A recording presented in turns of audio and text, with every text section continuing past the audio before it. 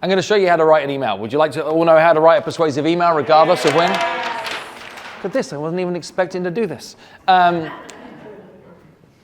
It all starts with the letter P, 6 steps that come towards this. First step is perspective. So you need to set some scene here. What does this group of people care about? Not only golf, what else do they care about? Lifestyle. What else do they care about? Status. Status. What else do they care about? And what else? We're missing a big one. Community and who their neighbors are. Right?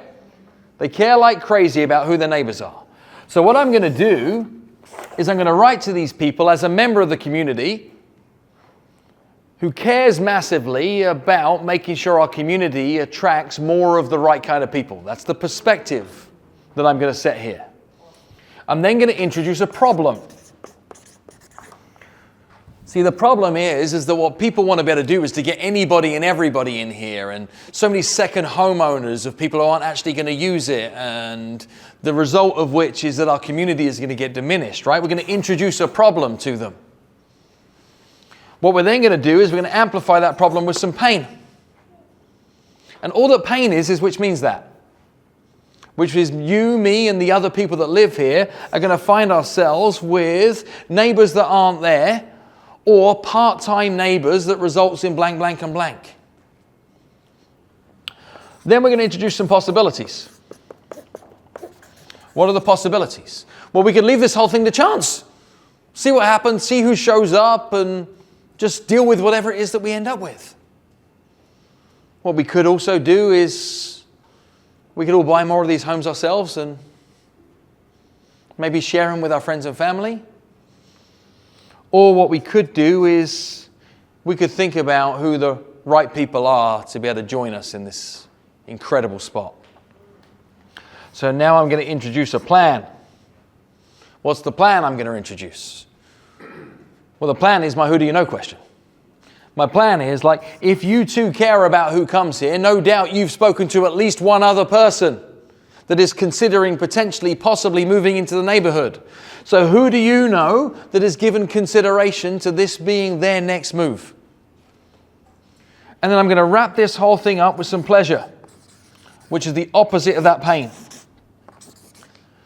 Which means for the next decades in our life, that what we're going to have is more great neighbors, building a richer community that's going to allow our properties to continually to be able to appreciate in value, to be able to have a healthy HOA from people who are actually getting the benefits out of being here. Because not only do we want a great view, we also want to play some great games of golf together. Together. So again, who do you know that has talked about potentially, possibly moving into our community? Simple call to action. There's your letter. There's your email. Easy? Yes. Mm-hmm. But you can use that structure to write any piece of written communication. The challenge is people try to write communications that go 1 to thousands, where actually if you write them 1 to 12, 1 to 20, 1 to 126, you could add so much more meaningful context. And you still have the same number of people. This is the same as your 70% of leads that didn't convert. We're still trying to treat them like the 70% of leads that didn't convert. Inside that is somebody that has a project that got pushed down the line for another 2 years because. Some of that is because they didn't have enough money. They thought they could put it on an interest-free credit card. They got declined on the credit card and need access towards finance. Some of it is because they still believe that there is a cheaper product out there for them to be able to utilize. Some of them decided that they were going to move house instead. Like, there's actually 1,000 different examples in those 70% of leads that didn't convert.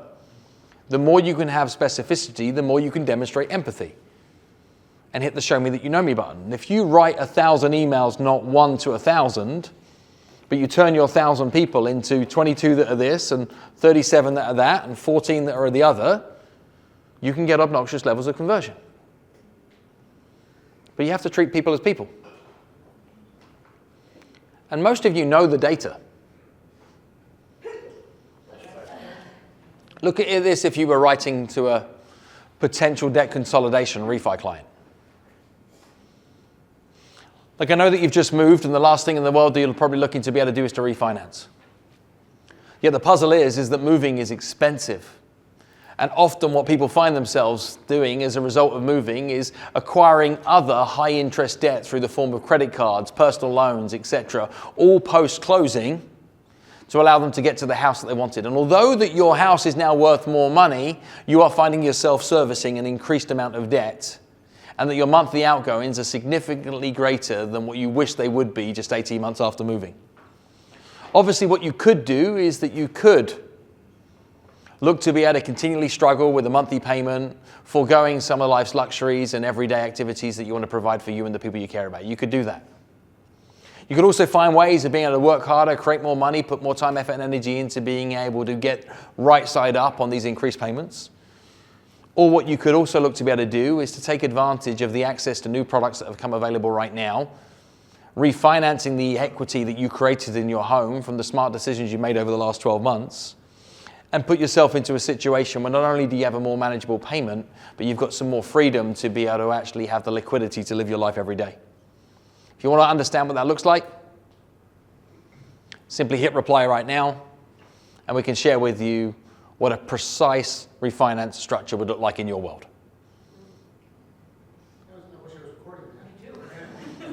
Eric was, but I'm trying to show you structure. It's just method, right? Is at any given point in time, that can be a speech, it could be a video script, it could be a sales letter, it could be a sales page copy, it could be all of those different things. It's just a structure for writing persuasive copy. Helpful? Many of you have drip campaigns and smart plans and all this automation that goes out. And the greatest risk to your automations is how it erodes your inbox equity. What you're doing is you are proving your irrelevance to people.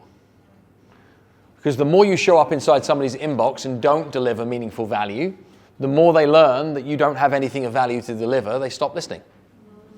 They see your name, delete, delete, delete, and it isn't even they unsubscribe, they just stop paying attention. The thing that drives me crazy about the mortgage industry is nobody that has a mortgage wants to hear from you with a happy birthday message. Yet every mortgage company has it pre-programmed to say, "It's your birthday, happy birthday from your friendly loan originator." We don't care. I don't need to be reminded it's Memorial Day from my yellow. That's not the kind of relationship we have. Or to turn your clock back. Or to turn my clocks back. That's not your job. When you're looking at scaled communications, 4 questions to ask yourself. 1, who are you? 2, who are they? 3, who are you to them? 4, who are they to you? Who are you? Who are they? Who are you to them? Who are they to you? If you can't answer those questions cleanly, don't hit send. Because it will miss relevance.